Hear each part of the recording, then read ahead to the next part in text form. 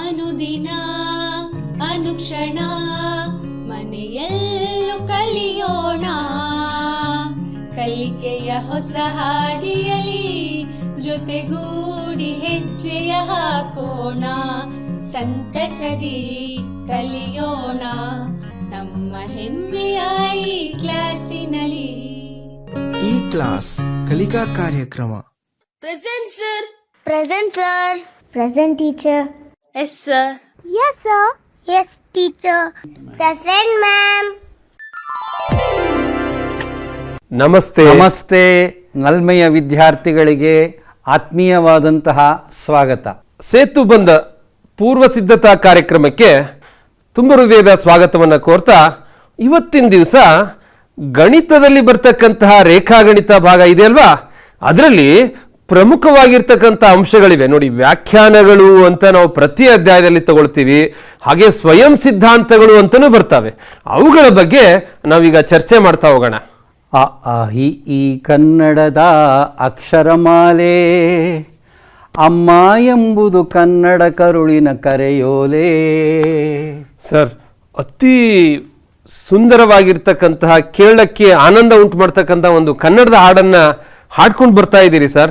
ಅದು ಗಣಿತದ ಬಗ್ಗೆ ನಾವು ಮಕ್ಕಳ ಜೊತೆ ಹಲವಾರು ವಿಷಯಗಳನ್ನ ಚರ್ಚೆ ಮಾಡಬೇಕು, ಸ್ಮರಿಸಬೇಕು ಅಂತಕ್ಕಂಥ ಒಂದು ಉದ್ದೇಶ ಇಟ್ಕೊಂಡಾಗ ಈ ಹಾಡು ಒಳ್ಳೇದಿದೆ ಸರ್. ಏನು ಈ ಉದ್ದೇಶ ಸರ್, ಇವತ್ತಿನ ಈ ಹಾಡಿನ ಉದ್ದೇಶ? ನೋಡಿ, ಕನ್ನಡ ಅಕ್ಷರಮಾಲೆ ಅಷ್ಟೇ ಅಲ್ಲ ಗುರುರಾಜ್ ಸರ್, ಈ ಜೊತೆಗೆ ನೀವು ಅಂಕಗಣಿತಕ್ಕೆ ಸಂಬಂಧಪಟ್ಟಿರೋ ಹಾಗೆ ಸಂಖ್ಯೆಗಳನ್ನು ಕೂಡ ನೀವು ನೋಡ್ತಾ ಇದ್ದೀರಿ. ನೋಡಿ, ಯಾವುದೇ ಒಂದು ವಿಷಯವನ್ನು ನಾವು ಅರ್ಥ ಮಾಡ್ಕೋಬೇಕು ಅಂದರೆ, ಉದಾಹರಣೆಗೆ ಭಾಷೆಯನ್ನು ಅರ್ಥ ಮಾಡ್ಕೋಬೇಕು ಅಂದರೆ ಅಕ್ಷರಗಳಿಂದಲೇ ಪ್ರಾರಂಭ ಮಾಡಬೇಕು. ಅಕ್ಷರಗಳನ್ನು ಚೆನ್ನಾಗಿ ಬರೆಯೋದನ್ನು ಕಲ್ತ್ಕೊಂಡ್ರೆ ಮಾತ್ರ ಭಾಷೆ ಚೆನ್ನಾಗಿ ಬರುತ್ತೆ. ಅದೇ ರೀತಿ ಅಂಕಗಣಿತ ಬರಬೇಕು ಅಂತಂದರೆ ನಮಗೆ ಸಂಖ್ಯೆಗಳು ಪರಿಚಯ ಇರಲೇಬೇಕಲ್ವ. ಇದೆಲ್ಲ ಇದ್ದರೆ ಮಾತ್ರ ನಮಗೆ ಅಂಕಗಣಿತ ಬರಲಿಕ್ಕೆ ಸಾಧ್ಯ. ಹಾಗೇನೇ ಇವತ್ತಿನ ವಿಷಯ ರೇಖಾಗಣಿತ ಅಂತ ಇದೆ ಅಲ್ವಾ. ರೇಖಾಗಣಿತಕ್ಕೆ ಸಂಬಂಧಪಟ್ಟ ಹಾಗೆ ಕೆಲವು ವಿಷಯಗಳು ನಮ್ಗೆ ಅರ್ಥ ಆಗಬೇಕು ಅಂದರೆ ನಾವು ಎಲ್ಲಿಂದ ಪ್ರಾರಂಭ ಮಾಡಬೇಕು ಅಂತಂದ್ರೆ, ಸರ್ ಒಂದು ಕೆಲಸ ಮಾಡೋಣ ಸರ್. ಈಗ ರೇಖಾಗಣಿತಕ್ಕೆ ಸಂಬಂಧಿಸಿದಾಗೆ ನಮ್ಮ ಮಕ್ಕಳಿದಾರಲ್ವಾ, ಅವ್ರಿಗೆ ಹೇಳ್ಬಿಡೋಣ, ನೀವು ಯಾವ ಯಾವ ಪ್ರಮುಖವಾಗಿರ್ತಕ್ಕಂಥ ಅಂಶಗಳನ್ನ ತಿಳ್ಕೊಂಡಿದ್ದೀರೋ ಅವುಗಳನ್ನ ಪಟ್ಟಿ ಮಾಡ್ತಾ ಹೋಗಿ. ನಿಮಗೆ ನಾವು ಪಟ್ಟಿ ಮಾಡ್ತಕ್ಕಂಥದಕ್ಕೆ ಸಮಯವನ್ನ ಕೊಡ್ತಾ ಇದ್ದೀವಿ. ಪ್ರಾರಂಭಿಸಿರೋಣ, ಬುಕ್ಕು ಪೆನ್ನು ತಗೊಂಡು ಬರಿತಾ ಇದ್ದೀರಲ್ವಾ. ಈ ರೇಖಾಗಣಿತವನ್ನ ನಾವು ಕಲಿಬೇಕು ಅಂದ್ರೆ ಯಾವ ಯಾವ ಅಂಶಗಳು ನಮಗೆ ತಿಳಿದಿರಬೇಕು ಅನ್ನೋದನ್ನ ಪಟ್ಟಿ ಮಾಡ್ತಾ ಬನ್ನಿ ಮಕ್ಕಳು. ಎಲ್ಲಿಂದ ಪ್ರಾರಂಭ ಮಾಡಿದ್ರೆ ನಮಗೆ ಈ ಒಂದು ವಿಷಯ ಚೆನ್ನಾಗಿ ಅರ್ಥ ಆಗುತ್ತೆ ಅನ್ನೋದನ್ನ ನೀವು ಪಟ್ಟಿ ಮಾಡ್ತಾ ಬನ್ನಿ. 8, 9ನೇ ಕ್ಲಾಸಲ್ಲಿ ಏನೆಲ್ಲ ಕಲ್ತಿದ್ದೀರಿ ಅದನ್ನ ಜ್ಞಾಪಿಸ್ಕೊಳ್ಳಿ ಮಕ್ಕಳೇ, ಅದನ್ನ ಒಮ್ಮೆ. ಮಕ್ಕಳು ಆಗ್ಲೇ ಪಟ್ಟಿ ಮಾಡ್ತಾ ಇದ್ದಾರೆ ಸರ್. ಸೊ ಈಗ ನಾವೇನ್ ಮಾಡೋಣ ಅಂದ್ರೆ, ಅವರು ಪಟ್ಟಿ ಮಾಡಿರೋದು ನಾವೀಗ ಬರ್ಕೊಂಡಿರೋದನ್ನ ಒಂದ್ಸಲ ತೋರ್ಸೋಣ, ಸ್ವಲ್ಪ ಅವ್ರು ಕಂಪೇರ್ ಮಾಡ್ಕೊಳ್ಳಿ, ಆಮೇಲೆ ಅನ್ಸುತ್ತೆ ಇವುಗಳ ಪ್ರಾಮುಖ್ಯತೆ ಏನು ಎಂಬುದನ್ನ. ಹೌದು ಸರ್. ಹಾಗಾದ್ರೆ ಮೊಟ್ಟ ಮೊದಲನೇದಾಗಿ ಎಲ್ಲಿಂದ ಪ್ರಾರಂಭ ಮಾಡಬೇಕು ಅಂದ್ರೆ, ನಮ್ಮ ಈ ರೇಖಾಗಣಿತದ ಒಂದು ಅಧ್ಯಯನ ಶುರು ಆಗಬೇಕಾಗಿರೋದೇ ವ್ಯಾಖ್ಯಾನಗಳಿಂದ ಸರ್. ವ್ಯಾಖ್ಯಾನ ಫಸ್ಟ್ ಸರ್. ಹೌದು, ಡೆಫಿನೇಷನ್ಸ್ಗಳನ್ನು ಅರ್ಥ ಮಾಡಿಕೊಂಡು ಇದರ ಸಹಾಯದಿಂದ ಕೆಲವು ಸ್ವಯಂ ಸಿದ್ಧಾಂತಗಳಿದೆ, ಅಂದರೆ ಆಕ್ಸಿಯಮ್ಸ್ ಅಂತ ಕರಿತೀವಿ. ಇದು 2ನೇ ಹಂತದಲ್ಲಿ ಬರುತ್ತೆ. 3ನೇ ಹಂತದಲ್ಲಿ ಆಧಾರ ಪ್ರತಿಜ್ಞೆಗಳು ಅಂತ ಬರುತ್ತೆ, ಪಾಸ್ಟುಲೇಟ್ಸ್ ಆಗತ್ತೆ. ಇದನ್ನ ನಾವು ಸ್ವೀಕೃತಿ ಸಿದ್ಧಾಂತ ಅಂತಾನೂ ಕರಿತೀವಿ ಸರ್. ಹೌದು ಸರ್. ಇದನ್ನ ಆದ ನಂತರ ರೂಲ್ಸ್ ಬರುತ್ತೆ ಸರ್, ಅಂದ್ರೆ ನಿಯಮಗಳು. ಹೌದು, ಇದಾದ ತಕ್ಷಣ ನಿಯಮಗಳು ಬರ್ತವೆ. ನಂತರದಲ್ಲಿ ನಮಗೆ ರೇಖಾಗಣಿತದಲ್ಲಿ ಪ್ರಮೇಯಗಳನ್ನ ನಾವು, ಇದನ್ನ ತುಂಬಾ ಹೆಚ್ಚು ಗಮನ ಹರಿಸ್ತಕ್ಕಂತ ಪದ ಸರ್. ಪ್ರಾಬಬ್ಲಿ ಎಲ್ಲರೂ ಬರೆದಿರ್ತಾರೆ ಈ ಪದವನ್ನ. ಹೌದು, ಪ್ರಮೇಯಗಳಾದ್ಮೇಲೆ ಅದರ ವಿಲೋಮ ಪ್ರಮೇಯ ಇದೆಯಲ್ಲ, ಇದಕ್ಕೂ ಅಷ್ಟೇ ಪ್ರಾಶಸ್ತ್ಯ ಕೊಡಬೇಕಾಗತ್ತೆ ನಾವು. ಕಡೆಯದಾಗಿ ಉಪಪ್ರಮೇಯಗಳನ್ನು ಕಲಿಯೋದ್ರಿಂದ ಮಾತ್ರ ನಾವು ಸಕ್ಸಸ್ಸನ್ನು ನಾವು ಪಡೀಲಿಕ್ಕೆ ಸಾಧ್ಯ ಇದೆ. ಹಾಗಾಗಿ ಇವತ್ತಿನ ಒಂದು ಸೆಷನ್ನಲ್ಲಿ ನಾವು ಡೆಫಿನೇಷನ್ಸ್ಗಳು ಅಂದರೆ ವ್ಯಾಖ್ಯಾನಗಳು, ಸ್ವಯಂ ಸಿದ್ಧಾಂತಗಳನ್ನು ನಾವು ಸ್ಥೂಲವಾಗಿ ನೋಡೋಣ ಗುರುರಾಜ್ ಸರ್. ಸರಿ ಸರ್. ಅದಕ್ಕಿಂತ ಮೊದಲು ಪ್ರಾಬಬ್ಲಿ ಮಕ್ಕಳು ನೋಡಿ, ಇದೇ ಆರ್ಡರ್ ಅಲ್ಲೇ ನೀವು ಬರ್ದಿರೋದನ್ನ ರೀಅರೇಂಜ್ ಮಾಡ್ಕೊಳ್ಳಿ ಮಕ್ಕಳೇ.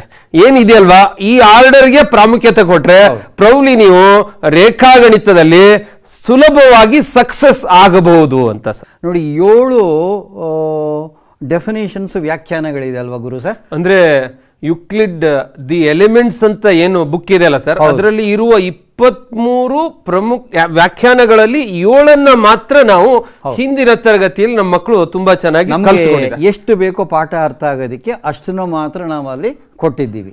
ಹಾಗಾಗಿ ನಾವಿವಾಗ ಫಸ್ಟ್ ವ್ಯಾಖ್ಯಾನಗಳನ್ನು ನೋಡ್ಕೊಂಬರೋಣ ಸರ್. ಈ ನಮ್ಮ ಮಕ್ಕಳು 9ನೇ ಕ್ಲಾಸಲ್ಲಿ ವ್ಯಾಖ್ಯಾನಗಳನ್ನು ಕಲ್ತಿದಾರಲ್ಲ? ಹೌದು ಸರ್, ಹೌದು. ಯಾವುದಾದ್ರೂ ಒಂದು ಉದಾಹರಣೆ ಕೊಡ್ಲಿಕ್ಕಾಗತ್ತಾ ತಾವು? ಸೊ ಪ್ರಾಬಬ್ಲಿ ತುಂಬಾ ಸುಲಭವಾಗಿ ತೆಗೆದುಕೊಂಡ್ರೆ ಸರ್, ತ್ರಿಭುಜ ಎಂದರೇನು ಅಂತ ವ್ಯಾಖ್ಯಾನಿಸಿ ಅಂತ ಹುಡುಗರನ್ನ ಕೇಳಿದ್ರೆ ಕೆಲವರು ಈ ರೀತಿ ಬರೆದಿರ್ತಾರೆ ಸರ್. ಹೇಳಿ ಸರ್. ಯಾವ ಆಕೃತಿ 3 ಬಾಹು 3 ಕೋನ ಹೊಂದಿದೇನೋ ಅದು ತ್ರಿಭುಜ ಅಂತ ಹೇಳ್ತಾರೆ. ಇನ್ ಕೆಲವು ಮಕ್ಕಳು ಹೀಗೆ ಬರ್ದಿರ್ತಾರೆ ಸರ್, ಏಕರೇಖಾಗತವಲ್ಲದ 3 ಬಿಂದುಗಳನ್ನು ರೇಖಾಖಂಡಗಳ ಸಹಾಯದಿಂದ ಕೂಡಿಸಿದಾಗ ಉಂಟಾಗುವ ಆವೃತ್ತ ಆಕೃತಿನೇ ತ್ರಿಭುಜ ಅಂದಿರ್ತಾರೆ. ಇನ್ ಕೆಲವರು ತುಂಬಾ ಸಿಂಪಲ್ ಆಗಿ ಸರ್ ತ್ರಿಭುಜ ಹಾಕಿ ಇದೇ ತ್ರಿಭುಜ ಅಂತ ವ್ಯಾಖ್ಯಾನಿಸಿರ್ತಾರೆ ಸರ್. ಹಾಗಾದ್ರೆ ಈ 3ರಲ್ಲಿ ಸ್ಪಷ್ಟವಾಗಿರೋದು ಯಾವುದು ಅಂತ ನಾವು ಮಕ್ಕಳನ್ನ ಕೇಳಿದ್ರೆ ಪ್ರಾಬಬ್ಲಿ ಕೆಲವರು ಕೆಲವನ್ನ ಹೇಳ್ತಾರೆ. ಸೊ ಅದಕ್ಕೆ ಸ್ಪಷ್ಟತೆ ಕೊಡಬೇಕು ಅಂದ್ರೆ ನಾವ್ ಏನ್ ಮಾಡ್ಬೇಕು ಸರ್ ಈಗ? ಸರ್ ಅದಕ್ಕೆ ಬಹಳ ಒಳ್ಳೆ ವಿಚಾರವನ್ನ ನೀವು ಇಲ್ಲಿ ಪ್ರಸ್ತಾಪ ಮಾಡಿದಿರಿ. ಅದಕ್ಕೆ ನಮ್ಮ ವೇದಗಳ ಈ ಏನು ಒಂದು ವ್ಯಾಕರಣ ಇದೆ ಅದು ನಮಗೆ ತುಂಬಾನೇ ಸಹಾಯ ಮಾಡುತ್ತೆ ಸರ್. ತುಂಬ ಸ್ಪಷ್ಟವಾಗಿ ವ್ಯಾಖ್ಯಾನದ ಒಂದು 3 ಲಕ್ಷಣಗಳನ್ನು ತಿಳಿಸ್ತಾ ಇದ್ದಾರೆ. ಅದರಲ್ಲಿ ಪ್ರಪ್ರಥಮವಾಗಿ ಅದರ ಒಂದು ಲಕ್ಷಣ ಏನಪ್ಪಾ ಅಂದರೆ ಅತಿವ್ಯಾಪ್ತಿ. ಅಂದರೆ ಅತಿಯಾಗಿ ಯಾವ ಶಬ್ದಗಳನ್ನು ಕೂಡ ನಾವು ಬಳಸಬಾರದು. ಬಳಸಿದ್ರೆ ಅದು ವ್ಯಾಖ್ಯಾನ ಆಗೋದಿಲ್ಲ. ಅತಿವ್ಯಾಪ್ತಿ ಆಗಿರೋ ವ್ಯಾಪ್ತಿ ಒಳಗಡೆನೇ ಅದು ಇರಬೇಕಾಗತ್ತೆ. ಇದು ಮೊದಲನೇ ನಿಯಮ ಸರ್. ಎರಡನೇ ನಿಯಮ ಹಾಗನ್ಬಿಟ್ಟು ಅವ್ಯಾಪ್ತಿ ಆಗಬಾರ್ದು. ಹಾಗಂತ ತುಂಬ ಕಮ್ಮಿ ಹೇಳ್ಬಿಡ್ಬಾರ್ದು. ಆವಾಗ ಅನುಮಾನಗಳು ಹುಟ್ಕೊಳ್ಳೋಕೆ ಶುರುವಾಗುತ್ತೆ. ಹೀಗೆಲ್ಲ ಇದ್ದರೆ ಏನು ಮಾಡೋದು ಅಂತ ಅನುಮಾನಗಳು ಬರುತ್ತೆ. ಇದು ಎರಡನೇ ಕಂಡೀಷನ್ನು. ಮೂರನೇ ಕಂಡೀಷನ್ ಏನಪ್ಪ ಅಂದರೆ ಅಸಂಭವ. ಸಂಭವ ಆಗುವಂಥ ವಿಚಾರಗಳನ್ನು ಮಾತ್ರ ಮಾತಾಡಬೇಕೇ ಹೊರತು ಅಸಂಭವ ಆಗಿರೋದನ್ನು ನಾವಿಲ್ಲಿ ತರಲೇಬಾರ್ದು. ಹಾಗಾಗಿ ನೋಡಿ, ನೀವು ಈಗ ತಾನೇ ಹೇಳೋದಂತಹ 3 ತ್ರಿಭುಜಕ್ಕೆ 3 ವ್ಯಾಖ್ಯಾನಗಳನ್ನು ಕೊಟ್ಟರಲ್ಲ, ಅದರಲ್ಲಿ ಯಾವ್ದು ಸರಿ ಯಾವ ತಪ್ಪು ಅನ್ನೋದನ್ನು ಈ ಒಂದು 3 ಮಾನದಂಡಗಳಾಗಿ ಇಟ್ಕೊಂಡು ನಾವು ತೀರ್ಮಾನ ಮಾಡ್ತೀವಿ. ಗುರು, ನಮ್ಮ 9ನೇ ಕ್ಲಾಸ್ ಪುಸ್ತಕದಲ್ಲಿ ಎಷ್ಟು ವ್ಯಾಖ್ಯಾನಗಳಿದೆ ಜ್ಞಾಪಿಸ್ಕೊಳ್ಳಿ ಸರ್? 7 ವ್ಯಾಖ್ಯಾನಗಳಿವೆ ಸರ್. ಯಾವ್ದಾದ್ರ ಬಗ್ಗೆ ಅವು ಹೇಳ್ತಾ ಇದ್ದಾರೆ ನಮ್ಗೆ? 7 ವ್ಯಾಖ್ಯಾನಗಳು ಪ್ರಮುಖವಾಗಿ ಬಿಂದುಗಳು, ರೇಖೆಗಳು ಮತ್ತು ಮೇಲ್ಮೈಗಳನ್ನೇ ಆಧಾರವಿಟ್ಟುಕೊಂಡು ಹೇಳಿದ್ದಾರೆ. ಬಹಳ ಸ್ಪಷ್ಟವಾದ ಮಾತುಗಳಲ್ಲಿ ಯೂಕ್ಲಿಡ್ ತಾನು 13 ವಾಲ್ಯೂಮ್ಸ್ ಬರೆದಿದ್ದಾನೆ. ಅದರಲ್ಲಿ ವಾಲ್ಯೂಮ್ ನಂಬರ್ 1ನಲ್ಲಿ ಇವುಗಳ ವ್ಯಾಖ್ಯಾನಗಳನ್ನು ನಮಗೆ ಇವುಗಳ ಬಗ್ಗೆ ಪಾಯಿಂಟು, ಲೈನು ಮತ್ತು ಸರ್ಫೇಸ್ ಬಗ್ಗೆ ಕೊಡ್ತಾ ಇದ್ದಾನೆ. ಈ 7ಅನ್ನು ಅವನು ಯಾವ ರೀತಿ ಮಾಡಿದ್ದಾನೆ ಅಂದರೆ, ಮೊದಲನೇ ಡೆಫಿನೇಷನಲ್ಲಿ ಬಿಂದುಗಳ ಬಗ್ಗೆ ಸ್ಪಷ್ಟವಾದ ಮಾತನ್ನು ತಿಳಿಸ್ತಾನೆ ಸರ್. ಇನ್ನು 2, 3, 4 ವ್ಯಾಖ್ಯಾನಗಳಲ್ಲಿ ನಮಗೆ ರೇಖೆಗಳ ಬಗ್ಗೆ, ವಕ್ರರೇಖೆ, ಸರಳ ರೇಖೆ, ಇದ್ರ ಬಗ್ಗೆ ತಿಳಿಸ್ಕೊಡ್ತಾನೆ. ನೆಕ್ಸ್ಟು ಈ 5, 6, 7 ಇದೆಯಲ್ಲ ವ್ಯಾಖ್ಯಾನಗಳು, ಪ್ರಾಬಬ್ಲಿ ಉಳಿದಿರ್ತಕ್ಕಂತಹ ಏನು ಸರ್ಫೇಸ್ ಇದೆ ಅಲ್ವಾ ಸರ್, ಮೇಲ್ಮೈ ಮೇಲೆ, ಅದರ ಮೇಲೆ ತಿಳಿಸಿ. ಈ ರೀತಿಯಾಗಿ ಮಕ್ಕಳುಗಳು ಕೂಡ ಪ್ಲಾನ್ ಮಾಡ್ಕೋಬೇಕು. ಮೊದಲನೇದರಲ್ಲಿ ಬಿಂದು ಮಾತ್ರ, 2, 3, 4ರಲ್ಲಿ ರೇಖೆಗಳ ಬಗ್ಗೆ, 5, 6, 7ರಲ್ಲಿ ಸರ್ಫೇಸ್ ಬಗ್ಗೆ, ಮೇಲ್ಮೈ ಬಗ್ಗೆ ಬಹಳ ಅಚ್ಚುಕಟ್ಟಾದ ನೇರವಾದ ಮಾತುಗಳಿಂದ ನಮಗೆ ಹೇಳ್ತಾ ಹೋಗ್ತಾನೆ. ಈಗ ಮೊದಲನೇದು ನೋಡೋಣ ಇವಾಗ. ಸೊ ಪ್ರಾಬಬ್ಲಿ ನೋಡಿ ಸರ್, ನಾವು ಶಾಲೆಯಲ್ಲಿ ಮಕ್ಕಳಿಗೆ ಬಿಂದುವನ್ನ ಬ್ಲಾಕ್ ಬೋರ್ಡ್ ಮೇಲೆ ಗುರುತಿಸಿ ಅಂದ್ರೆ ಈ ರೀತಿಯಾಗಿ ಗುರುತಿಸಿರ್ತಾರೆ ಸರ್. ನಾವು ಸಾಮಾನ್ಯವಾಗಿ ಗಮನಿಸೋದು ನೋಡಿ ABCD ಅಂತ ಏನು ತಗೊಂಡಿದೀವಲ್ವ ಸರ್, ಈ ರೀತಿ ಗುರುತಿಸಿರ್ತಾರೆ. ಗುರು, ಇದು ಬಿಂದುಗಳ ಸರ್ ಇದು. ಸೊ ಅವ್ರಿಗೆ ಗುರುತಿಸ್ತಕ್ಕಂತಹ ರೀತಿ ಹೀಗೇನೆ ಗುರುತಿಸಿರ್ತಾರೆ. ಬಟ್ ಅವ್ರು ಆಕ್ಚುಯಲ್ ಆಗಿ ಬಿಂದು ಅಂದ್ರೆ ಏನು ಅಂತ ಅವ್ರು ಯೋಚನೆ ಮಾಡಿದ್ರೆ, ಅಂದ್ರೆ ಯೋಚನೆ ಗೊತ್ತಿರತ್ತೆ, ಬರಿಬೇಕಾದ್ರೆ ಹೀಗೆ ಬರ್ದಿರ್ತಾರೆ. ಈಗ ನಾವು ಅವ್ರಿಗೆ ಸಂಪೂರ್ಣವಾಗಿ ಬಿಂದು ಅಂದ್ರೆ ಏನು ಎಂಬುದನ್ನ ತಿಳಿಸ್ಕೊಳ್ಳಕ್ಕೆ ನೋಡೋಣ ಸರ್. ಸರ್, ಇದು ಯಾವುದೂ ಬಿಂದುಗಳಲ್ಲ ಸರ್. ಅದಕ್ಕೆ ಕಾರಣ ಈಗ ಮೊದಲನೇ ವ್ಯಾಖ್ಯಾನವನ್ನು ನೋಡಿಬಿಟ್ರೆ ನಮಗೆ ತುಂಬ ಸ್ಪಷ್ಟ ಆಗಿಬಿಡುತ್ತೆ ಸರ್ ನಮಗೆ. ಸೊ ವ್ಯಾಖ್ಯಾನ 1 ಏನನ್ನು ತಿಳಿಸ್ಕೊಡುತ್ತೆ ಅಂದರೆ, ಯಾವುದಕ್ಕೆ ಭಾಗವಿಲ್ಲವೋ ಅದನ್ನು ನಾವು ಬಿಂದು ಅಂತ ಕರಿತೀವಿ. ಭಾಗ ಅಂದರೆ ಯಾವುದಾದಿರ್ಬೋದು ಹೇಳಿ ಸರ್? ಉದ್ದ, ಅಗಲ, ಎತ್ತರ, ದಪ್ಪ, ಇದ್ಯಾವುದು ಇರಬಾರ್ದು. ಅಂತಹ ಒಂದು ಚಿತ್ರಕ್ಕೆ ನಾವು ಬಿಂದು ಅಂತ ಕರಿತೀವಿ. ಅಂದ್ರೆ ಆಯಾಮ ಇಲ್ಲದೆ ಇರ್ತಕ್ಕಂಥ, ಯಾವ ಆಯಾಮೂ ಇರಬಾರ್ದು. ಅಂತಹ ಒಂದು ಚಿತ್ರಕ್ಕೆ ನಾವು ರೇಖಾಗಣಿತದಲ್ಲಿ ಬಿಂದು ಪಾಯಿಂಟ್ ಅಂತ ಕರಿ. ಈ ಬಿಂದುನ ಇಟ್ಕೊಂಡು ಮುಂದಿನ ವ್ಯಾಖ್ಯಾನಕ್ಕೆ ಹೋಗೋಣ ಸರ್ ನಾವಿವಾಗ. ಇಲ್ಲಿ ನೋಡಿ 3 ಈ ಬೇರೆ ಬೇರೆ ಬಣ್ಣದ ರೇಖೆಗಳು ಬರ್ತಾ ಇದೆ. ಇದನ್ನು ಇದು 3ರಲ್ಲಿ ಯಾವುದನ್ನು ನೀವು ಸರಳ ರೇಖೆ ಅಂತ ಕರಿತೀರಿ ಸರ್? ಈ 3ರಲ್ಲಿ ಪ್ರೌಲಿ ನಾವು ಈಗ ಈ 3 ಸರಳ ರೇಖೆ ಅಂತ ತೆಗೆದುಕೊಳ್ತೀವಿ. ಆದರೆ ವ್ಯಾಖ್ಯಾನವನ್ನು ಆಧಾರವಾಗಿ ಇಟ್ಕೊಂಡ್ರೆ ಸರ್ ಇವನ್ನ ನಾವು ಸರಳ ರೇಖೆ ಅಂತ ಪರಿಗಣನೆ ಮಾಡ್ಲಿಕ್ಕಾಗಲ್ಲ. ಯಾವುದು ರೇಖೆ ಅಲ್ಲ. ಹಾಗಾಗಿ ವ್ಯಾಖ್ಯಾನ 2 ಏನು ಹೇಳುತ್ತೆ ಅಂತಂದರೆ ನೋಡಿ, ಅವ್ರು ಹೇಳ್ತಾರೆ 2ನೇ ವ್ಯಾಖ್ಯಾನದಲ್ಲಿ, ಒಂದು ರೇಖೆ ಎಂದರೆ ಅಗಲ ಇಲ್ಲದೆ ಇರಬಾರ್ದು, ಬರೀ ಉದ್ದ ಮಾತ್ರ ಇರ್ತಕ್ಕಂಥದ್ದಕ್ಕೆ ನಾವು ಆ ರೇಖೆ ಅಂತ ಕರಿತೀವಿ, ಲೈನ್ ಅಂತ ಕರಿತೀವಿ. ಲೈನನ್ನು ಎಳಿಬೇಕಾದ್ರೆ, ರೇಖೆಯನ್ನು ಎಳಿಬೇಕಾದ್ರೆ ಈ ಒಂದು ವ್ಯಾಖ್ಯಾನವನ್ನು ಗಮನದಲ್ಲಿಟ್ಟುಕೊಂಡು ನೀವು ರೇಖೆ ಎಳಿಬೇಕು. ಯಾವುದ್ರ ಬಗ್ಗೆ ಇರ್ಬೋದು ಅದು 3ನೇ ವ್ಯಾಖ್ಯಾನ? 3ನೇ ವ್ಯಾಖ್ಯಾನನು ಪ್ರೌಲಿ ಸರಳ ರೇಖೆ ಬಗ್ಗೆನೇ ಇರುತ್ತೆ ಸರ್. ಹೌದು ಹೌದು ಗುರು ಅವರೇ. ನೋಡಿ ಇಲ್ಲಿ ಏನೋ ಒಂದು ಚಿತ್ರ ಬರ್ತಾ ಇದೆ, ಏನಿರ್ಬೋದು ಇದು? ಓಕೆ ನೋಡಿ, ಇದಕ್ಕೆ AB ಅಂತ ಹೆಸರು ಕೊಟ್ಟಿದ್ದಾರೆ. ಸೊ ಸರಳ ರೇಖೆ ಅಥವಾ ರೇಖೆ ಎಂದರೆ ಹಲವಾರು ಅನಂತಾನಂತ ಬಿಂದುಗಳನ್ನು ಒಂದ್ರ ಪಕ್ಕ ಈ ರೀತಿ ಇಮ್ಯಾಜಿನ್ ಮಾಡ್ಕೊಳ್ಳಿ ಮಕ್ಕಳೇ, ಊಹಿಸ್ಕೊಳ್ಳಿ. ಇವುಗಳೆಲ್ಲ ಸೇರಿಸಿದಾಗ ಒಂದು ರೇಖೆ ಬರುತ್ತೆ. ಅವೆಲ್ಲವೂ ಕೂಡ ಒಂದೇ ಮೇಲ್ಮೈಯಲ್ಲಿರಬೇಕು. ಇದ್ದಾಗ ಮಾತ್ರ ಅದನ್ನು ನಾವು ಸರಳ ರೇಖೆ ಅಂತ ಕರಿತೀವಿ. ಸೊ ರೇಖೆಗಳಲ್ಲಿ ಸರಳ ರೇಖೆ, ವಕ್ರರೇಖೆ ಬರುತ್ತೆ. ನಾವೀಗ 3ನೇ ವ್ಯಾಖ್ಯಾನದಲ್ಲಿ ತಮ್ಮ ಮುಂದೆ ಪ್ರಸ್ತುತ ಪಡಿಸ್ತಾ ಇದ್ದೀವಿ. ಸೊ 3ನೇ ವ್ಯಾಖ್ಯಾನ ಏನಪ್ಪ ಅಂದರೆ, ಒಂದು ರೇಖೆಯ ಅಂತ್ಯಗಳು ಬಿಂದುಗಳೇ ಆಗಿರುತ್ತೆ. ಮಧ್ಯದಲ್ಲೂ ಬಿಂದುಗಳೇ, ಕೊನೆಯಲ್ಲೂ ಬಿಂದೆ, ಬಿಗಿನಿಂಗಲ್ಲೂ ಕೂಡ ಬಿಂದುಗಳಿಂದಲೇ ಅವುಗಳು ಕೂಡಿರುತ್ತೆ. 4ನೇ ವ್ಯಾಖ್ಯಾನಕ್ಕೆ ಹೋಗೋಣ ಸರ್ ಈಗ ನಾವು.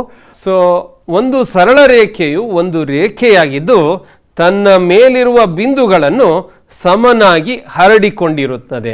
ಸಮನಾಗಿ ಹರಡಿಕೊಂಡಿರತ್ವೆ ಅಂದರೆ ಒಂದೇ ಸಮತಲದಲ್ಲಿ ಆ ಎಲ್ಲ ಬಿಂದುಗಳು ಒಂದೇ ಸಮತಲದಲ್ಲಿ, ಉದಾಹರಣೆಗೆ ಈ ಟೇಬಲ್ ತಗೊಂಡ್ರೆ ಆ ಎಲ್ಲ ಬಿಂದುಗಳು ಈ ಸಮತಲದಲ್ಲೇ ಇರಬೇಕು. ಅಥವಾ ನಾವು ಬೋರ್ಡ್ ಮೇಲೆ ತಗೊಂಡ್ರೆ ಆ ಎಲ್ಲ ಬಿಂದುಗಳು ಆ ಬೋರ್ಡ್ ಮೇಲೆ ಇದ್ದಾಗ ನಾವು ಅಂತಹ ಒಂದು ರೇಖೆಯನ್ನು ನಾವು ಸರಳ ರೇಖೆ ಅಂತ ಕರೀತೀವಿ. ಸರಳ ರೇಖೆ ಅಂದರೆ ಏನಾಗಿ ಇಷ್ಟೊತ್ತು ತಾವು 3 ವ್ಯಾಖ್ಯಾನಗಳನ್ನು ನೋಡಿದ್ರಿ, ಏನಂತ ಹೇಳ್ಬೋದು ಇದನ್ನ? ಹೇಗೆ ಅದರ ಅರ್ಥನ ಅವ್ರು ಬರೆದು ಬಿಡ್ಲಿ ಸರ್. ಹೌದು, ಸರಳ ರೇಖೆ ಅಂದ್ರೆ ಏನು ಎಂಬುದನ್ನ ಮಕ್ಕಳೇ ನೀವು ನಿಮ್ಮ ಬುಕ್ ನಲ್ಲಿ ಬರಿತಾ ಹೋಗಿ ಈ ಎಲ್ಲ ವ್ಯಾಖ್ಯಾನಗಳನ್ನ ಬೇಸಿಟ್ಕೊಂಡು, ಅಂದ್ರೆ ಪ್ರಮುಖವಾಗಿ 4ನೇ ವ್ಯಾಖ್ಯಾನ ಬೇಸಿಟ್ಕೊಂಡು ಬರೀರಿ ನೋಡೋಣ. ಹೌದು ಹೌದು ಅಲ್ವಾ? ಹಾಗಾದ್ರೆ ನೋಡಿ, ಇದು ಎಂಥ ರೇಖೆ ಇದು? ಈ ಒಂದು ಘನದ ಮೇಲೆ, ಆ ಮೇಲ್ಮೈ ಮೇಲೆ, ಆ ವಕ್ರ ಮೇಲ್ಮೈ ಮೇಲೆ ಎಂಥ ರೇಖೆಗಳನ್ನು ನಾವು ಎಳಿಬಹುದು ಅನ್ನೋದನ್ನು ನೀವು ನೋಡ್ತಾ ಇದ್ದೀರಿ.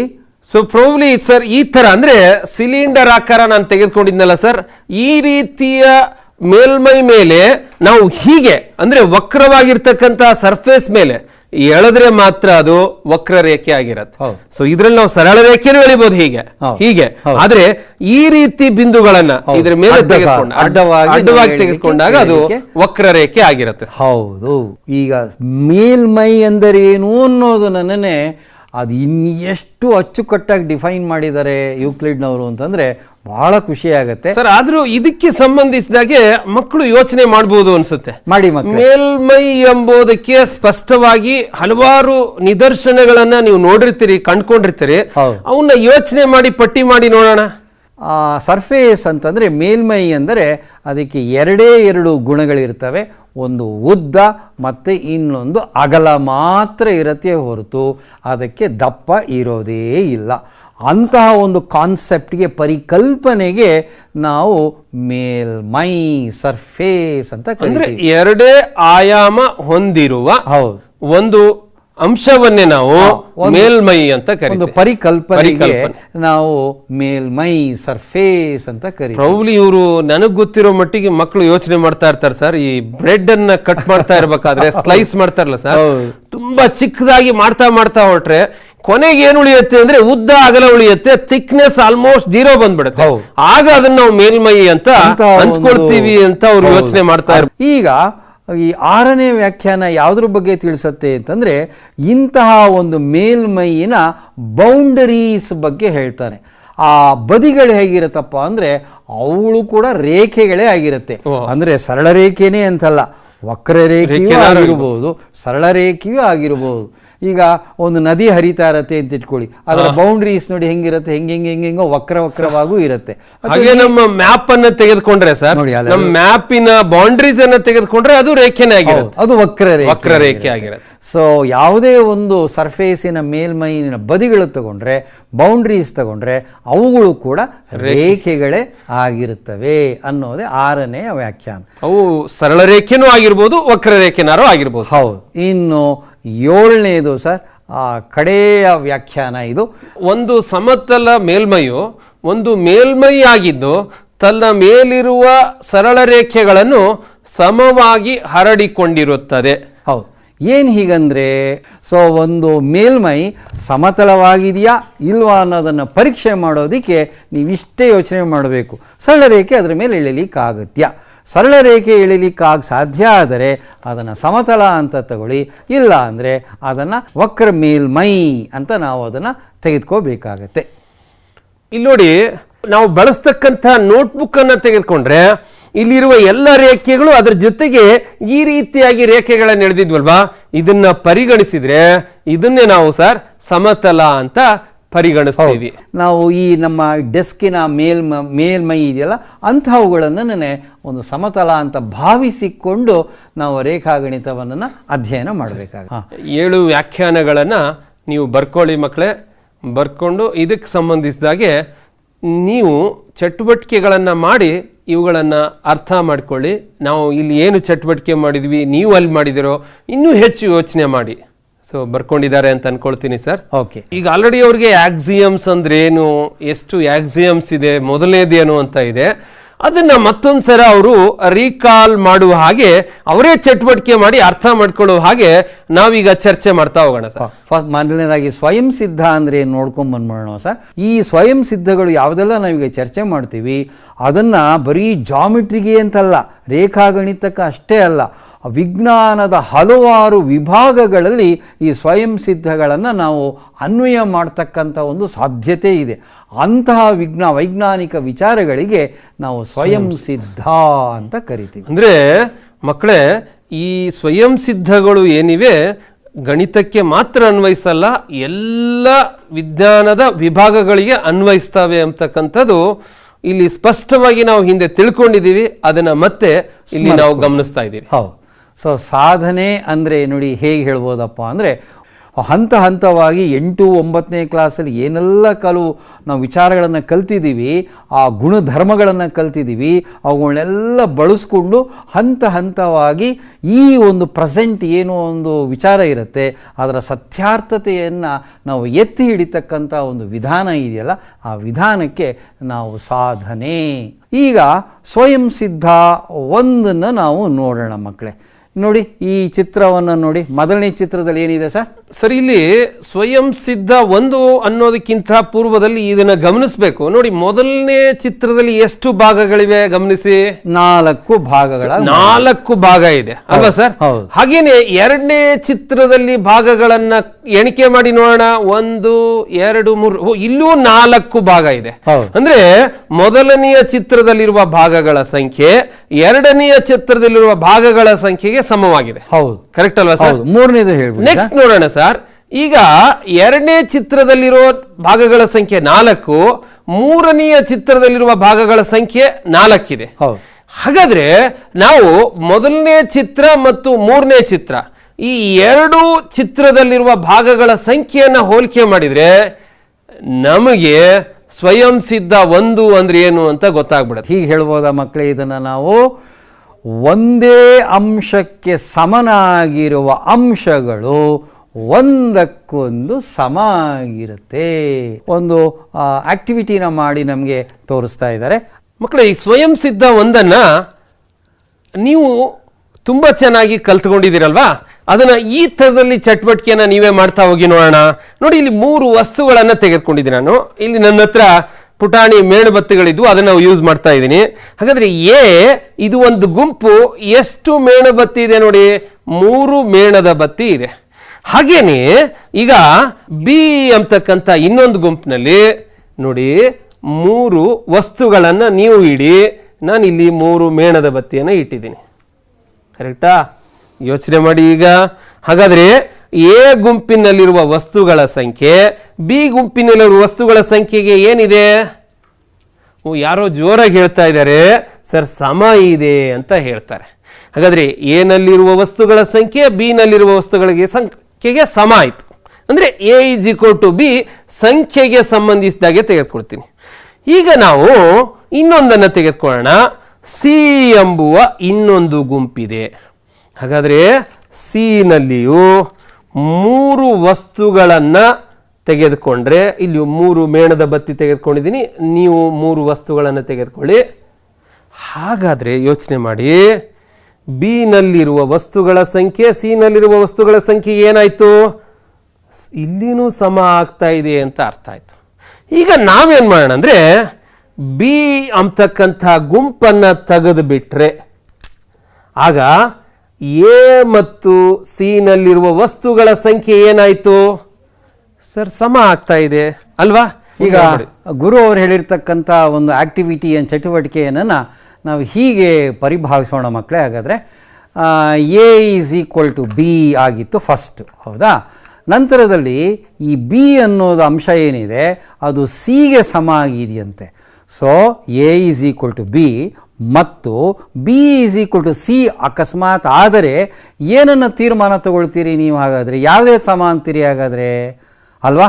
ಯಾವುದಾಗಿರುತ್ತೆ ಅಂದರೆ ಎ ಮತ್ತು ಸಿ ಮೊದಲನೇ ಮತ್ತು ಕೊನೆ ಪದಗಳು ಇವುಗಳು ಸಮ ಅಂಥೇಳಿ ನಾವು ಇದನ್ನು ತಿಳ್ಕೊಳ್ತಾ ಹೋಗ್ತೀವಿ.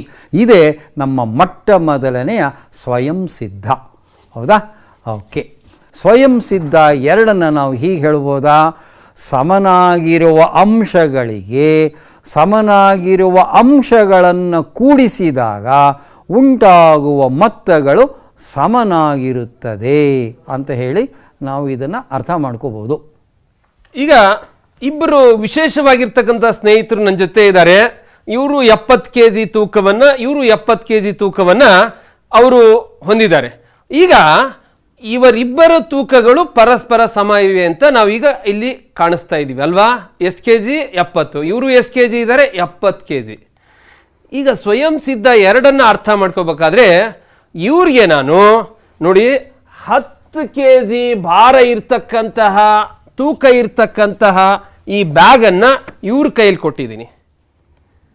ಹಾಗೇನೆ ಇವ್ರ ಕೈಯಲ್ಲಿ ಸಹಿತ ಇನ್ನೊಂದು ಬ್ಯಾಗ್ ನೋಡಿ 10 kg ಭಾರ ಇದೆ ಅಲ್ವಾ, ಅಂತಹ ಬ್ಯಾಗನ್ನು ಇವ್ರಿಗೆ ಕೊಟ್ಟಿದ್ದೀನಿ. ಹಾಗಾದ್ರೆ ಈಗ ನೀವು ಯೋಚನೆ ಮಾಡಿ ಮಕ್ಕಳೇ, ಬ್ಯಾಗ್ ಹಿಡ್ಕೊಂಡಿರ್ತಕ್ಕಂತಹ ಈ ಸ್ನೇಹಿತನ ತೂಕ ಬ್ಯಾಗ್ ಸಹಿತ, ಹಾಗೇನೆ ಬ್ಯಾಗು ಮತ್ತು ಈ ಸ್ನೇಹಿತನ ತೂಕವನ್ನ ಒಟ್ಟು ಕೂಡಿಸಿ ನೋಡೋಣ. ಮೊದಲನೇ ಸ್ನೇಹಿತನ ತೂಕ ಎಷ್ಟಿದೆ ಬ್ಯಾಗ್ ಸಹಿತ? ಬ್ಯಾಗನ್ನು ಒಳಗೊಂಡಂತೆ. Very good. ಸೊ ಮೊದಲು 70 ಇತ್ತು ಸರ್, ಇದು 10 ಸೇರ್ತು 80 kg. ಹಾಗೇನೆ ಈ ಸ್ನೇಹಿತರು ಮತ್ತು ಬ್ಯಾಗು ಒಟ್ಟು ತೆಗೆದುಕೊಂಡಾಗ ಎಷ್ಟು kg ಆಗ್ತಾ ಇದೆ? 80 kg ಆಗ್ತಾ ಇದೆ. ಹಾಗಾದ್ರೆ ಸ್ವಯಂ ಸಿದ್ಧ 2 ಏನು ಹೇಳತ್ ನೋಡ್ರಿ, ಮೊದಲು ಇವರಿಬ್ಬರು ತೂಕ ಸಮ ಇತ್ತು, ನಾನು ಇವ್ರಿಗೆ 10 kg ತೂಕ ಭಾರ ಕೊಟ್ಟಿದ್ದೀನಿ, 10 kg ಭಾರ ಇರೋ ಬ್ಯಾಗ್ ಕೊಟ್ಟಿದ್ದೀನಿ. ಇವರ ಒಟ್ಟು ತೂಕಗಳು ಬ್ಯಾಗ್ ಸಹಿತ ತೆಗೆದುಕೊಂಡ್ರೆ ಸಮ ಇದೆ ಅಂತ ಅರ್ಥವಾಗ್ತಾ ಇದೆ. ಹಾಗಾದ್ರೆ ಯೋಚನೆ ಮಾಡಿ ಮಕ್ಕಳೇ, ನಮ್ಮ ನಿತ್ಯ ಜೀವನದಲ್ಲಿ ಸುತ್ತಮುತ್ತ ಈ ಥರದ ಚಟುವಟಿಕೆಗಳನ್ನು, ಈ ಥರದ ಸನ್ನಿವೇಶಗಳನ್ನು ತಾವು ಗಮನಿಸ್ತಾ ಇರ್ತೀರಿ. ಅವುಗಳನ್ನು ಪಟ್ಟಿ ಮಾಡಿಕೊಂಡು ಅವುಗಳಲ್ಲಿ ಸ್ವಯಂ ಸಿದ್ಧ 2 ತಿಳ್ಕೊಳ್ಳೋಕ್ಕೆ ಪ್ರಯತ್ನಿಸಿ. ಈಗ ಮುಂದಿನ ಸ್ವಯಂ ಸಿದ್ಧಾಂತಕ್ಕೆ ಹೋಗೋಣ. ನೋಡಿ ಮಕ್ಕಳೇ, ಇಲ್ಲಿ 7 ಬಿಲ್ಲೆಗಳಿವೆ. ಹಾಗೆ ಇಲ್ಲಿಯೂ ಎಷ್ಟು ಬಿಲ್ಲೆಗಳಿವೆ ನೋಡಿ? 7 ಇವೆ. ಹಾಗಾದರೆ ಈ ಬಿಲ್ಲೆಗಳ ಸಂಖ್ಯೆ ಪರಸ್ಪರ ಸಮ ಇದೆ ಅಲ್ವಾ? ಈಗ ನಾನು ಎಡಭಾಗದಲ್ಲಿರ್ತಕ್ಕಂಥ 2 ಬಿಲ್ಲೆಗಳನ್ನು ನಾನು ಈ ಗುಂಪಿನಿಂದ ತೆಗಿತಾ ಇದ್ದೀನಿ. ಹಾಗೇನೆ ಬಲಗಡೆಯಿಂದನೂ ಎಷ್ಟು ಬಿಲ್ಲೆಗಳನ್ನು ತೆಗೆಯೋಣ ನೋಡಿ? 2 ತೆಗೆದ್ರೆ, ಹಾಗಾದರೆ ತೆಗೆದಿರ್ತಕ್ಕಂತಹ ಬಿಲ್ಲೆಗಳ ಸಂಖ್ಯೆ ಏನಿದೆ ಅದು ಸಹ ಸಮ ಇದೆ. ಇಲ್ಲೂ 2 ಬಿಲ್ಲೆಗಳನ್ನು ತೆಗೆದೆ, ಉಳಿದಿರುವ ಬಿಲ್ಲೆಗಳು ಹೇಗಿವೆ ಎಂಬುದಕ್ಕೆ ಅನ್ವಯಿಸುವಂತೆ ನಾವು ಹಿಂದಿನ ತರಗತಿಯಲ್ಲಿ ಒಂದು ಸ್ವಯಂ ಸಿದ್ಧವನ್ನ ಕಲ್ತಿದ್ದೀವಿ. ಜ್ಞಾಪಿಸ್ಕೊಳ್ಳಿ, ಏನಿದೆ ನೋಡೋಣ. ನೋಡಿ ಅದನ್ನ. ಸ್ವಯಂ ಸಿದ್ಧ 3 ನೋಡಿ ಇದನ್ನೇ ಹೇಳ್ತಾ ಇದ್ದಾರೆ. ಹೀಗೆ ನಾವು ಚಟುವಟಿಕೆ ಮಾಡಿದ್ದೀವಿ, ಸಮನಾಗಿರ್ತಕ್ಕಂತಹ ಅಂಶಗಳಿಂದ ಸಮನಾಗಿರುವ ಅಂಶಗಳನ್ನು ನಾವೇನಾದರೂ ಕಳೆದು ಬಿಟ್ರೆ ಆ ಉಳಿದಂಥ ಭಾಗಗಳೇನಿರ್ತವೆ ಅವುಗಳು ಕೂಡ ಪರಸ್ಪರ ಸಮ ಆಗಿರಲೇಬೇಕು, ಸಮ ಆಗಿದ್ದೇ ಇರುತ್ತೆ ಅನ್ನೋದನ್ನೇ ನೋಡಿ ಇದೇ ಸ್ವಯಂ ಸಿದ್ಧ 3. ಈಗ ಮುಂದಿನ ಸ್ವಯಂ ಸಿದ್ಧ 4. ಒಂದರಲ್ಲೊಂದು ಐಕ್ಯವಾಗ್ತಕ್ಕಂಥ ಯಾವುದೇ 2 ಅಂಶಗಳನ್ನು ನಾವು ತೆಗೆದುಕೊಂಡ್ರೆ ಅವೆರಡು ಹೇಗಿರುತ್ತಪ್ಪ ಅಂದರೆ ಪರಸ್ಪರ ಸಮ ಆಗಿರಲೇಬೇಕಲ್ವ ಸರ್ ಅವೆರಡೂ. ಅದನ್ನು ಹೀಗೆ ನೋಡ್ಬೋದಾ? ನೋಡಿ, ಇಲ್ಲಿ 2 ತ್ರಿಭುಜಗಳನ್ನು ನಾವು ನೋಡ್ತಾ ಇದ್ದೀವಿ. ಈ 2 ತ್ರಿಭುಜಗಳು ನಿಜವಾಗಲೂ ಒಂದಕ್ಕೊಂದು ಸಮವಾಗಿದೆಯೇ ಇಲ್ಲೇ ಅನ್ನೋದಕ್ಕೆ ನಾವು ಇಷ್ಟೇ ಮಾಡಬೇಕಾಗಿರೋದು. ಒಂದನ್ನು ಕಟ್ ಮಾಡಿಬಿಟ್ಟು ಇನ್ನೊಂದ್ರ ಮೇಲೆ ಈ ರೀತಿ ಸೂಪರ್ ಇಂಪೋಸ್ ಮಾಡಿದಾಗ ಅವೆರಡು ಒಂದರಲ್ಲೊಂದು ಐಕ್ಯ ಆಗೋಗ್ತಾ ಇದೆ. ಈ ರೀತಿ ಐಕ್ಯ ಆಗಿರೋದ್ರಿಂದ ನಾವು ಆ 2 ತ್ರಿಭುಜಗಳನ್ನು ನಾವು ಏನಂತ ಹೇಳ್ತೀವಿ, ಸರ್ವಸಮ, ಸಮ ಅಂತ ನಾವು ಹೇಳ್ತೀವಿ. ಸರ್, ಇನ್ನೊಂದು ಸುಲಭವಾಗಿ ಹೇಳ್ಬೋದು ಅನ್ಸುತ್ತೆ ನೋಡಿ. ಈ ಕೈ ಮೇಲೆ ಹಸ್ತದ ಮೇಲೆ ಇದನ್ನ ಹಾಕಿದ್ರೆ ಇವು 2 ಪರಸ್ಪರ ಐಕ್ಯವಾಗ್ತವೆ ಅಂತ ಹೇಳ್ಬೋದಲ್ವಾ ಸರ್? ಹಾಗೆ ಸ್ವಯಂ ಸಿದ್ಧ ಇವೆರಡು ಕೂಡ ಪರಸ್ಪರ ಹಸ್ತಗಳು ಸಮವಾಗಿದೆ ವಿಸ್ತೀರ್ಣದಲ್ಲಿ ಅಂತ ನಾವು ಎಲ್ಲ ವಿಚಾರದಲ್ಲೂ ಒಂದೇ ಥರ ಇದೆ ಅಂತ ಹೇಳಿ ಅರ್ಥ ಮಾಡ್ಕೋಬಹುದು. ಮುಂದಿನ ಒಂದು ಸ್ವಯಂ ಸಿದ್ಧವನ್ನು ನೋಡೋದಾದರೆ ಸ್ವಯಂ ಸಿದ್ಧ 5. ಇದರ ಬಗ್ಗೆ ಗುರು ಅವರು ನಿಮಗೆ ಒಂದು ಸಣ್ಣ ಚಟುವಟಿಕೆಯನ್ನು ಮಾಡಿ ತೋರಿಸ್ತಾ ಇದ್ದಾರೆ. ಗುರು ಸರ್, ತಾವು ದಯವಿಟ್ಟು ಮಾಡಿ. ಹಾಗಾದರೆ ಈ ಪೂರ್ಣ ಭಾಗನೂ ಮತ್ತು ಇದನ್ನು ನೀವು ಯೋಚನೆ ಮಾಡಿ ಇದಕ್ಕೆ ಸಂಬಂಧಿಸಿರುವಾಗೆ ಯಾವ ಸ್ವಯಂ ಸಿದ್ಧಾಂತವನ್ನು ನೀವು ಹಿಂದೆ ಕಲ್ತಿದ್ದೀರಿ ಎಂಬುದನ್ನು. ಮಕ್ಕಳೇ, ಇಲ್ಲಿ ಒಂದು ಬಾಳೆಹಣ್ಣಿನ ಒಂದು ಚಿಪ್ಪನ್ನು ತಂದಿದ್ದೀವಿ. ಇಲ್ಲಿ ಹಲವಾರು ಬಾಳೆಹಣ್ಣುಗಳಿವೆ. ಈಗ ಇದರಲ್ಲಿ ಒಂದು ಬಾಳೆಹಣ್ಣನ್ನು ನಾನು ತೆಗೆದುಬಿಡೋಣ ಅಂತ ಇಟ್ಕೊಳ್ಳಿ. ಒಂದು ಬಾಳೆಹಣ್ಣು ಬೇರ್ಪಡಿಸಿದ್ದೀನಿ ನಾನು. ಇದೆರಡನ್ನು ಹೀಗೆ ಇಟ್ಕೊಳ್ಳೋಣ ಇವಾಗ. ಹೌದಾ? ಈ ಚಟುವಟಿಕೆಯನ್ನು ನೋಡಿ. ಹಾಗೇನೆ ಭಾರತ ದೇಶದ ನಕ್ಷೆಯನ್ನು ಗಮನಿಸಿ. ಅದರಲ್ಲಿ ನಮ್ಮ ಕರ್ನಾಟಕ ರಾಜ್ಯದ ಒಂದು ನಕ್ಷೆಯನ್ನು ಬೇರ್ಪಡಿಸಿದ್ದೀವಿ. ಇವು 2 ಹೋಲಿಕೆ ಮಾಡಿ. ಮಕ್ಕಳೇ, ಈಗ ಒಟ್ಟಾರೆ ನಾವು 3 ಚಟುವಟಿಕೆ ಮಾಡಿದ್ವಲ್ಲ, ಇದರಿಂದ ಯಾವ ಒಂದು ಸ್ವಯಂ ಸಿದ್ಧ ನಿಮಗೆ 9ನೇ ಕ್ಲಾಸಿಂದ ಜ್ಞಾಪಿಸ್ಕೊಳ್ಳೋಕ್ಕಾಗ್ತಾ ಇದೆ ನೋಡಿ. ಪೂರ್ಣವು ಯಾವಾಗಲೂ ಕೂಡ ಅದರ ಒಂದು ಭಾಗಕ್ಕಿಂತ ಯಾವಾಗಲೂ ಜಾಸ್ತಿ ಆಗಿರುತ್ತೆ ಹೊರತು ಕಡಿಮೆ ಆಗಿರೋದೇ ಇಲ್ಲ. ಪೂರ್ಣ ಜಾಸ್ತಿ ಇರುತ್ತೆ, ಪೂರ್ಣದ ಒಂದು ಭಾಗವು ಅದಕ್ಕಿಂತ ಕಮ್ಮಿ ಇರುತ್ತೆ ಅಂಥೇಳಿ ನಾವು ಸ್ವಯಂ ಸಿದ್ಧ ಇದನ್ನು ಅರ್ಥ ಮಾಡ್ಕೋಬೋದು. ಈಗ ಮುಂದಿನ ಸ್ವಯಂ ಸಿದ್ಧಾಂತನ ಈ ಚಟುವಟಿಕೆಯನ್ನು ನೋಡಿ ನೀವೇ ಹೇಳಬೇಕು, ಹಾಗೆ ಅದನ್ನು ಬರಿಬೇಕು. ನೋಡೋಣ, ಈ ಚಟುವಟಿಕೆನ ನೀವು ಗಮನ ಇಟ್ಟು ನೋಡಿ. ಇಲ್ಲಿ 2 ಗಾಜಿನ ಲೋಟಗಳಿವೆ. ನಾನು ಈ ಏನು ಗ್ಲಾಸ್ ಇದೆಲ್ಲ ಇದರಲ್ಲಿ ನೀರಿದೆ, ಈ ಲೋಟಗೆ ಹಾಕಿದ್ದೀನಿ ನಾನು. ಸೊ ಇಷ್ಟೇ ಪ್ರಮಾಣದ ಇನ್ನೊಂದು ಗ್ಲಾಸಲ್ಲಿರ್ತಕ್ಕಂಥ ನೀರನ್ನು ಈ ಗಾಜಿನ ಲೋಟಗೆ ಹಾಕಿದ್ದೀನಿ ನೋಡಿ. ಈ 2 ಅಳತೆಗಳು ಸರಿವೆ ಅಲ್ವಾ? ಈಗೇನು ಮಾಡೋಣ ಅಂದರೆ, ಮತ್ತೆ ನಾವು ಈಗ ಹಾಕಿರೋ ನೀರಿದೆಲ್ಲ ಅದನ್ನು ಡಬಲ್ ಮಾಡೋಣ. ನೋಡಿ, ನಾನು ಹಾಕ್ತಾ ಹೋಗ್ತಾ ಇದ್ದೀನಿ, 2 ಒಟ್ಟಿಗೆ ಹಾಕ್ತಾ ಇದ್ದೀನಿ. ಗಮನಿಸಿ. ಹಾಗೆ ಸ್ವಯಂ ಸಿದ್ಧವನ್ನು ನೆನಪು ಮಾಡ್ಕೊಳ್ಳಿ, ನೀವು ಹಿಂದಿನ ತರಗತಿಯಲ್ಲಿ ಕಲ್ತಿರೋದನ್ನು. ಗುರು ಅವರು ಮಾಡ್ದಂಥ ಈಗ ತಾನೇ ನೋಡಿದ್ರಲ್ಲ ಆ್ಯಕ್ಟಿವಿಟಿನ, ಒಂದೇ ಅಂಶಗಳ ಆ ದುಪ್ಪಟ್ಟು ಇದೆಯಲ್ಲ ತೆಗೆದುಕೊಂಡ್ರೆ ಅವುಗಳು ಕೂಡ ಪರಸ್ಪರ ಒಂದಕ್ಕೊಂದು ಸಮ ಆಗಿರಲೇಬೇಕು ಅಂತ ಹೇಳಿ ನಾವು ಹೇಳ್ಬೋದಲ್ವ ಇದನ್ನು? ಹೌದು. ಹಾಗಾಗಿ ನಾವೀಗ ಇನ್ನೊಂದೇ ಒಂದು ಸ್ವಯಂ ಸಿದ್ಧ ಇದೆ, ಆ 7ನೇ ಸ್ವಯಂ ಸಿದ್ಧ, ಅದನ್ನು ನೋಡೋಣ. ಮಕ್ಕಳೇ, 2 ಸಮ ಪ್ರಮಾಣದ ಬಾಳೆಹಣ್ಣುಗಳನ್ನು ತೆಗೆದುಕೊಂಡಿದ್ದೀವಿ. ಈಗ ನಾವೇನು ಮಾಡೋಣ ಅಂದರೆ, ಇದನ್ನು ನಾವು ಸರಿಯಾಗಿ ಮಧ್ಯಭಾಗದಲ್ಲಿ ಕತ್ತರಿಸಿದ್ವಿ. ಕತ್ತರಿಸಿದಾಗ ನೋಡಿ ನಮಗೆ ಈ ರೀತಿಯ ಭಾಗಗಳು ದೊರೆತವು. ನೋಡಿ, ಈ 2 ಭಾಗಗಳನ್ನು ಹೋಲಿಕೆ ಮಾಡಿ. ಈ 2 ಭಾಗಗಳು ಸಮ ಕಾಣಿಸ್ತವೆ, ಹಾಗೇನೆ ಈ 2 ಭಾಗಗಳು ಸಮ ಕಾಣಿಸ್ತವೆ ಅಲ್ವಾ? ಹಾಗಾದರೆ ಇದಕ್ಕೆ ಸಂಬಂಧಿಸಿರ್ತಕ್ಕಂಥ ಒಂದು ಸ್ವಯಂ ಸಿದ್ಧವನ್ನು ನೀವು ಹಿಂದಿನ ತರಗತಿಯಲ್ಲಿ ಕಲ್ತಿದ್ದೀರಲ್ವಾ? ಅದು ಏನು ಅಂತ ನೆನಪು ಮಾಡ್ಕೊಳ್ಳಿ. ಒಂದೇ ಅಂಶಗಳ ಅರ್ಧದಷ್ಟು ಪರಸ್ಪರ ಯಾವಾಗಲೂ ಒಂದಕ್ಕೊಂದು ಸಮ ಆಗಿರುತ್ತೆ ಅಂತ ಹೇಳ್ಬೋದು. ಒಟ್ಟಾರೆ ಇವತ್ತು ನಾವು ಈ ಒಂದು ತರಗತಿಯಲ್ಲಿ 7 ಸ್ವಯಂ ಸಿದ್ಧಗಳನ್ನು ನಾವು ಚರ್ಚೆ ಮಾಡಿದ್ದೀವಿ. ಈ ರೀತಿ ಒಂದು ಪಟ್ಟಿ ಮಾಡಿಕೊಳ್ಳೋದು ಬಹಳ ಒಳ್ಳೆಯದು. ಮಕ್ಕಳೇ, ಇವತ್ತು ಏನು ನಾವು ಈ ಎಲ್ಲ ವಿಷಯಗಳನ್ನು ಸ್ಮರಿಸಿದೀವಲ್ವಾ, ನೀವೇನು ಮಾಡಬೇಕಂದ್ರೆ 8, 9ನೇ ತರಗತಿಯಲ್ಲಿ ಬರ್ತಕ್ಕಂತಹ ವ್ಯಾಖ್ಯಾನಗಳಿರ್ಬೋದು, ಹಾಗೇನೆ ಸ್ವಯಂ ಸಿದ್ಧಗಳಿರ್ಬೋದು, ಹಾಗೆ ಅದಕ್ಕೆ ಸಂಬಂಧಿಸಿರ್ತಕ್ಕಂತಹ ಕೆಲವು ತಾರ್ಕಿಕ ಪ್ರಮೇಯಗಳನ್ನು ಸಾಧಿಸಿದಲ್ವಾ, ಅವೆಲ್ಲವನ್ನು ಪಟ್ಟಿ ಮಾಡ್ಕೊಳ್ಳಿ. ಪಟ್ಟಿ ಮಾಡಿಕೊಂಡು ನೀವು ಈ ಅಂಶಗಳನ್ನು ಸ್ಮರಣೆ ಮಾಡ್ತಾ ಮುಂದಿನ ತರಗತಿಗೆ ಹೋಗ್ಬೇಕಾದ್ರೆ ನಿಮ್ಗೆ ಅನುಕೂಲ ಆಗತ್ತೆ. ಈ ರೀತಿಯಾಗಿ ನಾವು ಆ ತಯಾರಿಯನ್ನು ಮಾಡ್ಕೋಬೋದು 10ನೇ ತರಗತಿಗೆ ಹೋಗಲಿಕ್ಕೆ. ಇದು ಬಹಳ ಮುಖ್ಯ ಆಗುತ್ತೆ ಮಕ್ಕಳೇ. ನಮಸ್ತೆ.